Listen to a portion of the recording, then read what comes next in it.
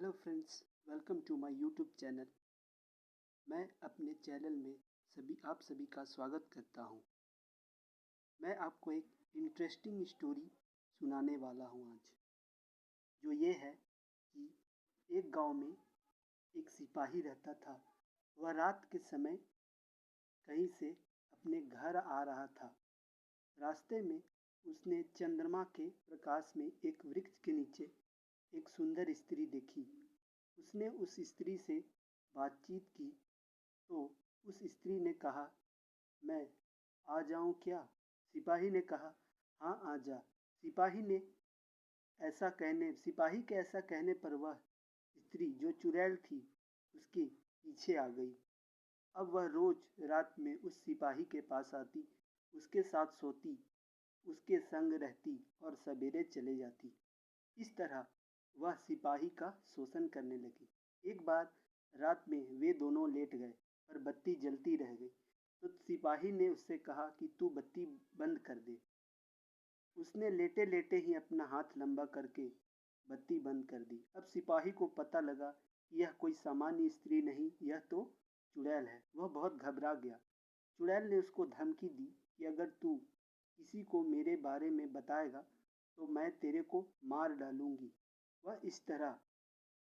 वह हर रोज रात में आती और सिपाही के साथ रहकर सवेरे चली जाती। सिपाही का शरीर दिन प्रतिदिन सूखता जा रहा था। लोग उससे पूछते कि भैया, तुम इतने क्यों सूखते जा रहे हो? क्या बात है, बताओ तो सही।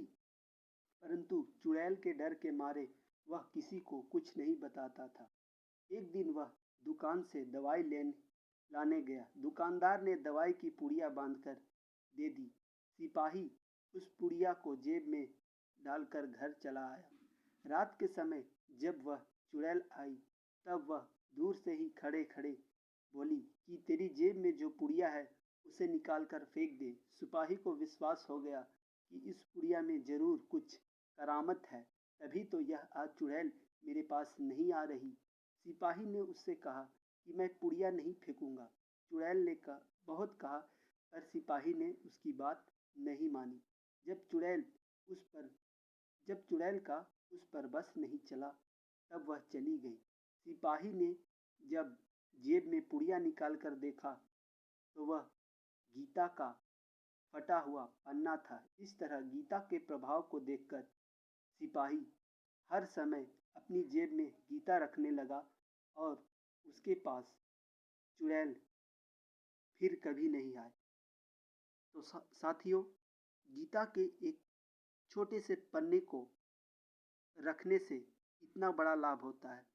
अगर सोचिए, जो नित्य प्रतिदिन गीता का पाठ करता हो उसे कितना लाभ होगा, उसके जीवन में कितनी शांति और उन्नति आएगी। इस बात का आप मन से चिंतन करें।